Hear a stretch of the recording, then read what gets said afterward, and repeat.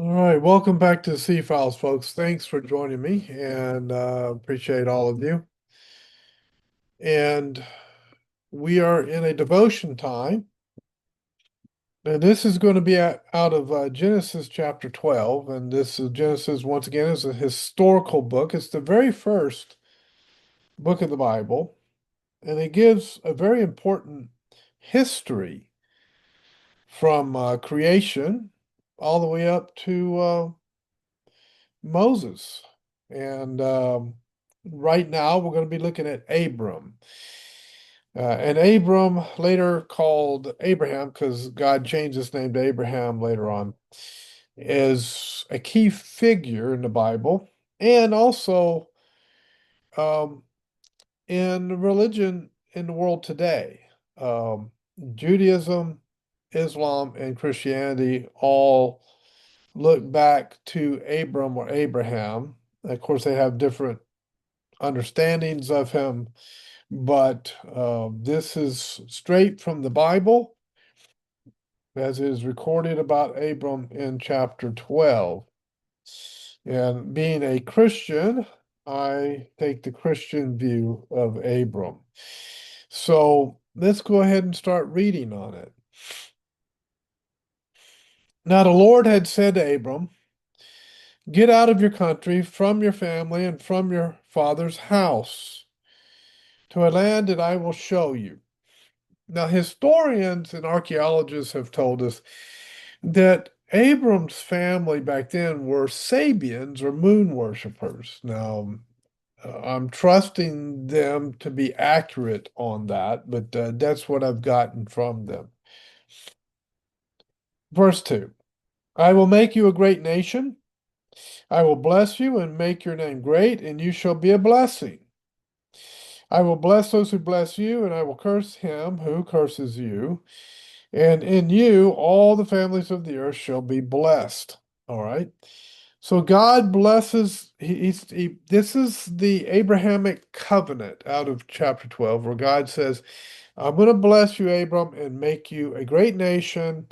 And those who curse you, I will curse, and those who bless you, I will bless. Now, this is a promise to Abram. And so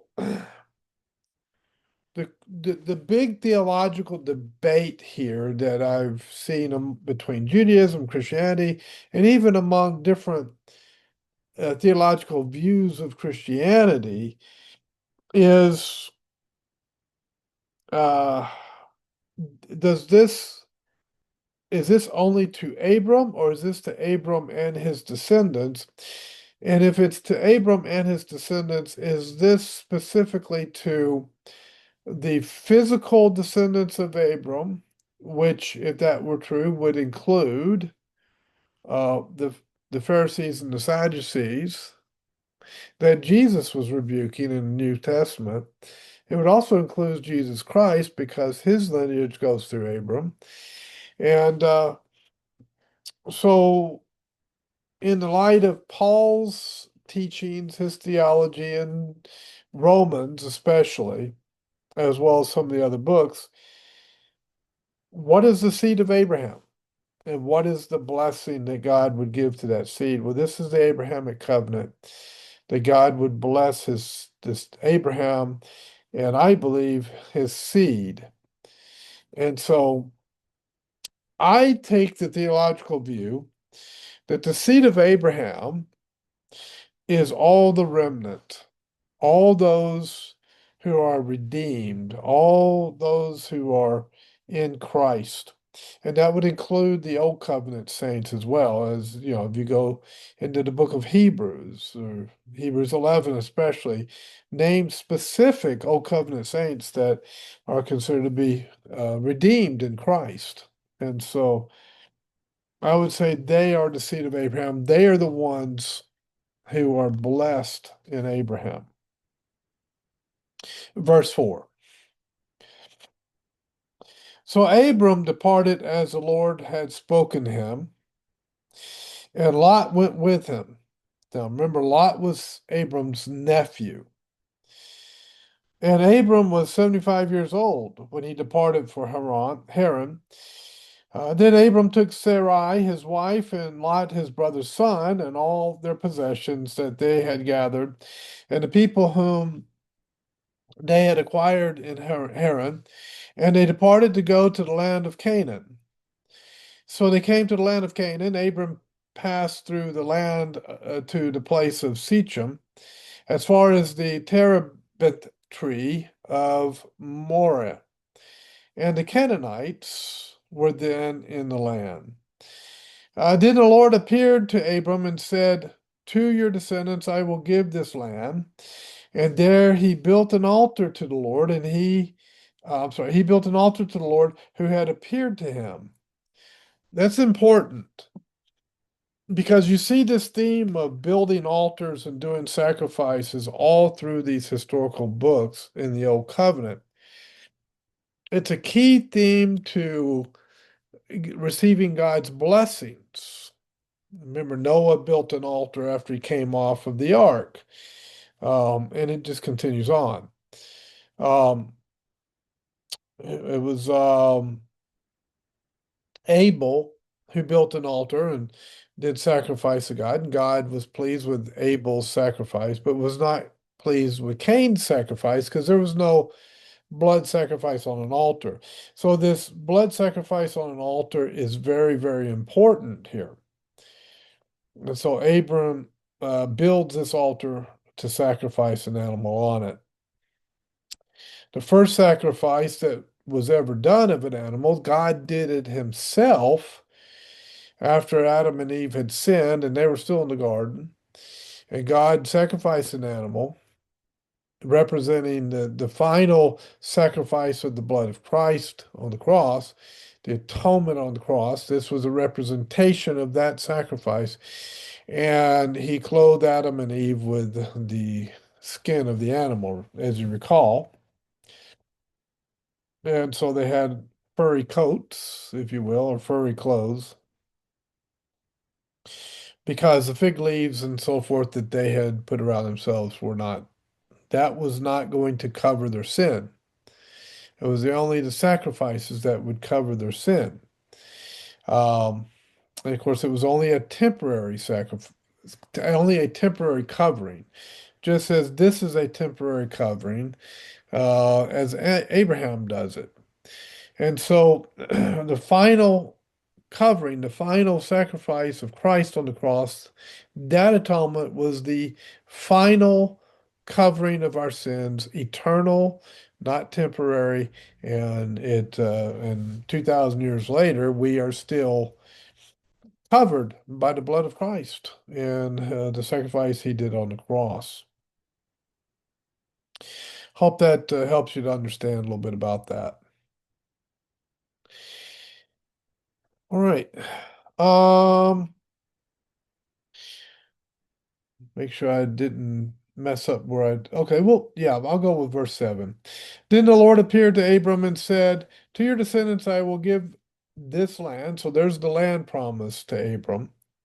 And there he built an altar to the Lord who had appeared to him. And he moved from there to the mountain east of Bethel. And he pitched his tent with Bethel on the west and Ai on the east.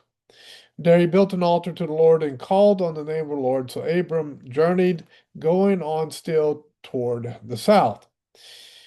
Now there was a famine in the land, and Abram went down to Egypt to dwell there, for the famine was severe in the land. It's interesting that every time there's a famine, they go to Egypt. I mean, you see this repeatedly in the Bible where Egypt is the place they seem to go when there's a famine in the land. And it came to pass when he had, I'm sorry, and it came to pass when he was close to entering Egypt, that he said to Sarai his wife, indeed, I know that you are a woman of beauty, a beautiful countenance. Therefore, it will happen when the Egyptians see you that they will say, this is his wife, and they will kill me, but they will let you live. Please say you are my sister, that it may be well with me for your sake, and that I may live because of you. Now, this is one of the failings of Abram that is often spoken of in sermons and so forth. He had a lack of trust in God to protect him. And so he devised his own plan to protect himself. And how often do we do that?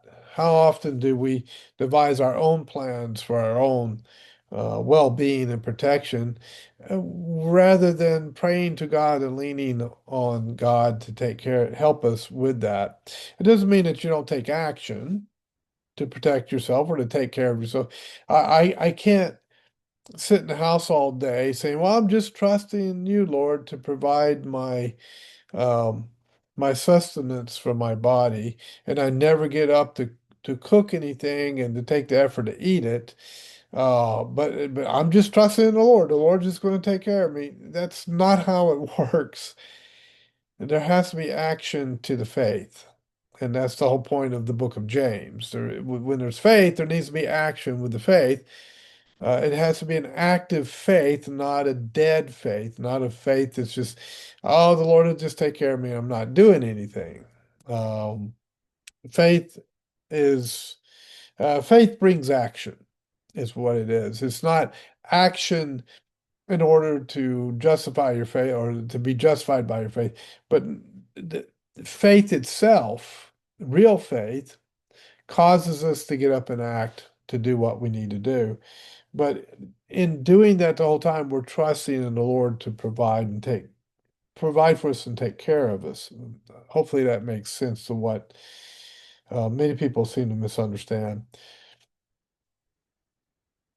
He says down in verse 14, so it was when Abram came into Egypt that the Egyptians saw the woman, that she was very beautiful. The princesses of Pharaoh also saw her and commended her to Pharaoh. And the woman was taken to Pharaoh's house. He treated Abraham well for her sake. He had sheep, oxen, male donkeys, male and female servants, excuse me, female donkeys and camels. But the Lord plagued Pharaoh and his house with great plagues because of Sarai, Abraham's wife. And Pharaoh called Abraham and Abram, and I should say, and said, "What is this you have done to me? Why did you tell me, or why did you not tell me that she was your wife? Why did you say, 'She is my sister'? I might have taken her as my wife. Now, therefore, here is your wife. Take her and go your way." So Pharaoh commanded his men concerning him, and they sent him away with his wife and all that he had. So God protected Sarah, Sarai at this point, because God does change her name later to Sarah. Um, he protected her. He protected Abraham, even though Abraham did it the wrong way. God still protected them and caused Pharaoh to do the right thing and return her to Abram and sent him on his way. And he didn't even take away all of the gifts that he'd given Abram. Abram got to keep all of the gifts that Pharaoh had given him. All right. The next reading is in Proverbs. And it's going to be Proverbs chapter 2. The value of wisdom. So Proverbs is a wisdom book. It's little sayings of wisdom. And the reason I'm doing Proverbs each time, I'm always staying in the book of Proverbs, my wife suggested that. And I thought it was a really good suggestion because Proverbs has such good wisdom in it. It's a good little bit of an interjection of just life wisdom into this series, if you will, each time. I mean, it's not like I read Proverbs and then I don't come back to it for a year. It's we get a taste of it each week. So, beginning with verse 1. Now, let me put it up on the stand here for just a moment. I have to do Genesis that way because It's hard to the it wants to flip over and I have to kind of hold it, but here we go. My son, if you receive my words and treasure my commands within you, uh, so that you incline your ear to wisdom and apply your heart to understanding. Yes, if you cry out for discernment and lift up your voice for understanding, if you seek her as silver and search for her as for hidden treasures, then you will understand the fear of the Lord and find the knowledge of God. So discernment is very important, isn't it? And understand the fear of the Lord. Having a reverence for God goes a long way toward God revealing His truth to you. Um, let's see where I left off. Here we are. Verse 6. For the Lord gives wisdom. From his mouth come knowledge and understanding. He stores up sound wisdom for the upright. He is a shield to those who walk uprightly. He guards the paths of justice and preserves the way of his saints. Then you will understand righteousness and justice, equity, and every good path. This is not talking about, I know that I have to explain this because in our modern world, things get mixed up in our heads. This is not talking about DEI, diversity, equity, and what's the I part? Diversity, equity, and intersection. I can't remember what the I part is. Anyway, it's not talking about that, which is a modern concept. When the Bible talks about justice, it's not talking about social justice. It's talking about justice as it is taught and defined in the Bible. And when it talks about equity, it's not talking about this everybody should have the same outcome of economic outcome, right? Equity of economic outcome. It's not talking about that. It's talking about everyone being made in the image of God. Everyone's made equally in God's image. Um, and there may be other aspects, but it's not talking about economics, this economic theory of everyone should have the same economic outcome. Um, so please don't confuse that. Understand that the Bible has its own language and it's not subject to our modern uh, thinking in our modern worldview of our society. So when it says equity, it's not talking about the equity that most people think of. When it's talking about justice, it's not talking about the justice that we talk about in modern society that we think of. When wisdom enters your heart and knowledge is pleasant to your soul, discretion will preserve you. Understanding will keep you to deliver you from the way of evil, from the man who speaks perverse things, from those who leave the paths of uprightness, to walk in the ways of darkness, who rejoice in doing evil, and delight in the perversity of the wicked, whose ways are crooked, and who are devious in their paths, to deliver from the immoral woman. From this is all one sentence as I'm going through. I'm seeing semicolon, comma, semicolon, comma. I don't see a period. That's why I keep going. But let me back up for a moment. Um, talk about discretion for just a moment. Then I'll go back up towards talking about the immoral woman. Discretion is the ability to use wisdom to understand things in the sense of not falling into traps, not falling in. For example, an example of discretion in the modern world would be uh, detecting a scam before you fall into the trap of the scam.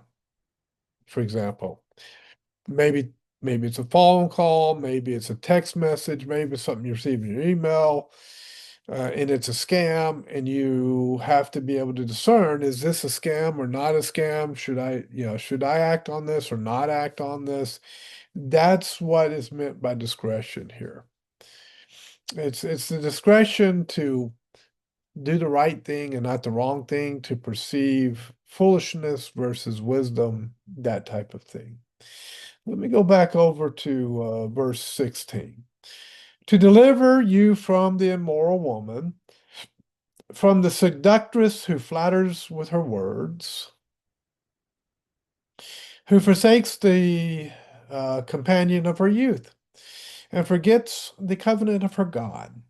For her house leads down to death, and her paths to the dead. None who go to her return, nor do they regain the paths of life. So you may walk in the way of goodness and keep to the paths of righteousness. For the upright will dwell in the land, and the blameless will remain in it. But the wicked will be cut off from the earth, and the unfaithful will be uprooted from it. And that is Proverbs chapter 2. Let's move on to the book of Ecclesiastes. We have enough time. And the book of Ecclesiastes is also another book of wisdom written by Solomon when he was king of Israel. And we are going into did I do chapter 7 the last time? Yes, I did. Uh, we'll be in chapter 8. You know what hit me at chapter 7, verse 1? Let me talk about that before I go into 8. A good name is better than precious ointment. That is so, so true. So true. It's good to have a good reputation among folks. And good reputation meaning not you're committing evil with them so they like you. Good reputation is you're a man of integrity, a man of moral character. So that's important. All right, let's go to chapter 8, verse 1. Who is like a wise man? And who knows the interpretation of a thing? A man's wisdom makes his face shine, and the sternness of his face is changed. I say, keep the king's commandment for the sake of your oath to God. Do not be hasty to go from his presence. Do not take your stand for an evil thing, for he does whatever pleases him, and God does whatever he pleases. That is so true. Where the word of a king is, there is power. You know, a king back then, it's referring to kind of the king as well. A king back then had total authority and did whatever he pleased, unless it didn't please God, and then God might disrupt that whole thing. But God certainly does whatever he pleases. And what he pleases is to see, God acts out of his holiness and his justice and his righteousness, his love and his mercy. So what does God please? What pleases God in what he acts in? It's those characteristics of God, those attributes. Where the word of a king is, there is power. And back then a king had absolute power. There was no justice system, no judge to block whatever he determined, no legislative process by representative form of government. The king was it, and whatever he determined and decided, that's what it was. All right, let me go back. I flipped the page, but it's in the middle of the verse, so let me do it again. Where the word of a king is, there's power, and who may say to him, "What are you doing?" Who can say to a king, "Wait a minute, king, what are you doing?" You may not be alive the next day if you do that. He who keeps his command will experience nothing harmful. And a wise man's heart discerns both time and judgment, because for every matter there is a time and judgment, though the misery of man increases greatly. For he does not know what will happen, so who can tell him when it will occur? No one has power over the spirit to retain the spirit, and no one has power in the day of death. There is no release from that war, and wickedness will not deliver those who are given to it. So it's,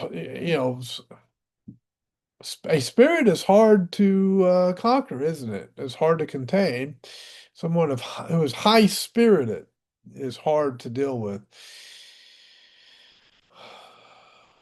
Verse 9. All this I have seen and applied my heart to every work that is done under the sun. There is a time in which one man rules over another to his own hurt. Verse 10. Then I saw the wicked buried, who had come and gone from the place of holiness, and they were forgotten in the city where they had so done. This is also vanity, because the sentence against an evil work is not executed speedily. Therefore, the heart of the sons of men is fully set in them to do evil. In other words, if someone does evil and the punishment is not swift, it encourages other people to go out and do evil. Though a sinner does evil 100 times and his days are prolonged, yet I surely know that it will be well with those who fear God, who fear before him. But it will not be well with the wicked, nor will he prolong his days, which are as a shadow, because he does not fear before God. There is a vanity which occurs on the earth.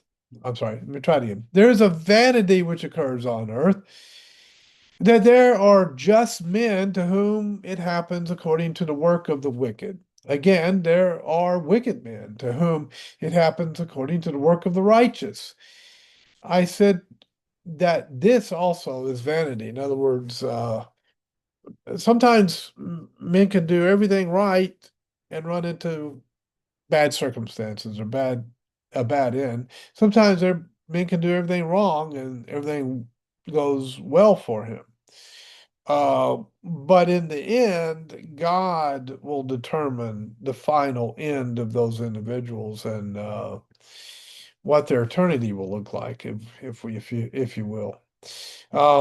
Verse 15. So I commend it enjoyment, because a man has nothing better under the sun than to eat, drink, and be merry, for this will remain with him in his labor all the days of his life, which God gives him under the sun. Now, that philosophy was called Epicureanism, and the Apostle Paul actually spoke to the Epicureans. I think it's Acts 15 at um, Areopagus, or what was called Mars Hill, and he was speaking to a bunch of Greeks, and he's speaking to the Epicureans and the Stoics, and addressing Christ to them.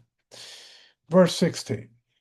When I applied my heart to know wisdom and to see the business that is done on earth, even though one sees no sleep day or night, then I saw all the work of God, that a man cannot find out the work that is done under the sun.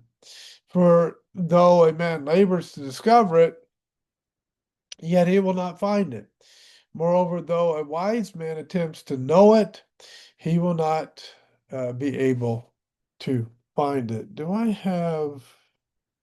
I don't. All right. I was just thinking about something here. Okay. So that's chapter 8. And we'll be in chapter 9 next time.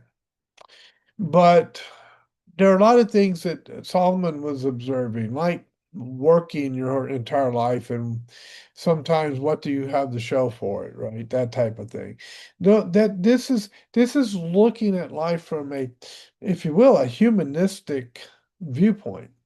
This is not looking at life from God's viewpoint.